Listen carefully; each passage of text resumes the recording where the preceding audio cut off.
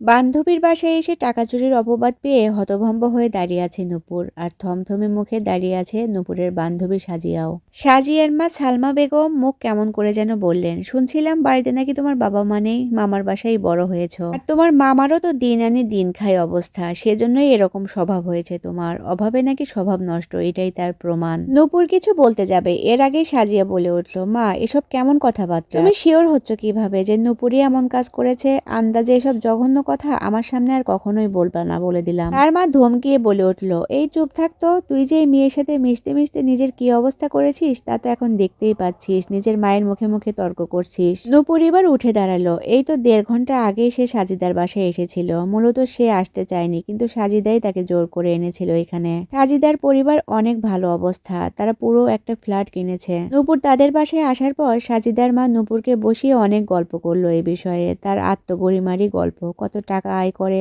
এই ফ্ল্যাটের দাম কত, সব কথা তাকে বলছিল। সালমা বেগম যে তাকে নিচু করে কথাগুলো বলছিল সেটা বুঝতে আর তার বাকি রইল না। নূপুরের বাবা মা নেই, ছোটবেলায় কার অ্যাক্সিডেন্ট করে মারা গিয়েছে, সে তার মামার বাসায় বড় হয়। নূপুরের বাবা মা চলে যাওয়ার পর তার বাবার পরিবার থেকে কেউই নূপুরকে নিতে রাজি হয়নি, তাই সে মামার কাছেই বড় হয়েছে। নূপুরের মামা একটা বেসরকারি অফিসে চাকরি করে, তবে সে তাকে নিজের মেয়ের মতোই মানুষ করেছে। ছোট্ট একটা ফ্ল্যাট বাসায় তারা ভাড়া থাকে, নূপুরের সাথে নূপুরের মামাতো বোনও থাকে। এদিকে সালমা বেগম নূপুরকে ওনার বাসা ঘুরিয়ে দেখাচ্ছিলেন, তখন নিজের রুমেও নিয়ে গিয়েছিলেন, নানান কথা বলছিলেন। গল্পের মাঝখানে এসে নূপুরকে বসিয়ে চা আনতে গেলেন তার জন্য, চা নিয়ে ফিরেও আসলেন, নূপুরকে চা দিলেন। সাজিদা তখন বাথরুমে গোসল করছিল, নূপুর চায়ে চুমুক দিতে যাবে, এরই মাঝে সালমা বেগম বালিশের নিচ থেকে কিছু একটা খুঁজতে লাগলো। নূপুর কিছুটা অবাক হলো। বেশ কিছুক্ষণ সালমা বেগম খুঁজতে লাগলেন, কিন্তু যখন পেলেন না তখন নূপুরের দিকে কেমন যেন ভাবে তাকালেন। অজানা ভয়ে নূপুরের চোখ যেন নেমে আসলো। এরই মাঝে সালমা বেগম খুব ঝাঁঝালো কণ্ঠে নূপুরকে বলল,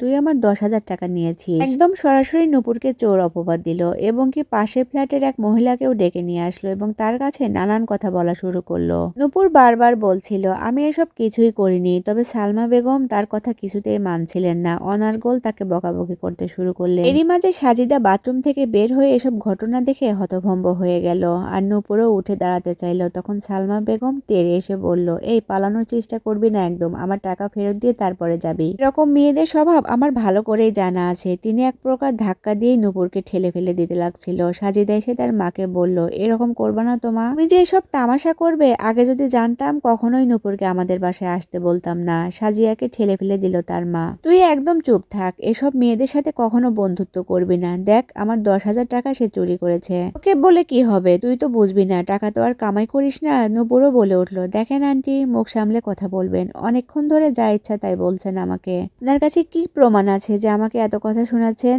সেও বলে উঠলো, তুই একদম চুপ থাক, চোরের মায়ের আবার বড় গলা। তখনই নূপুর রেগে বলে উঠলো, এটা ছিল গল্পের প্রথম পার্ট, যদি দ্বিতীয় পার্ট শুনতে চান একটু বেশি বেশি কমেন্টস করবেন। আর এই তো আজকে কিন্তু আমার মেয়ের স্কুলের পিকনিক হলো, আর এই পিকনিকের অনুষ্ঠানের ভিডিওই আজকে শেয়ার করলাম।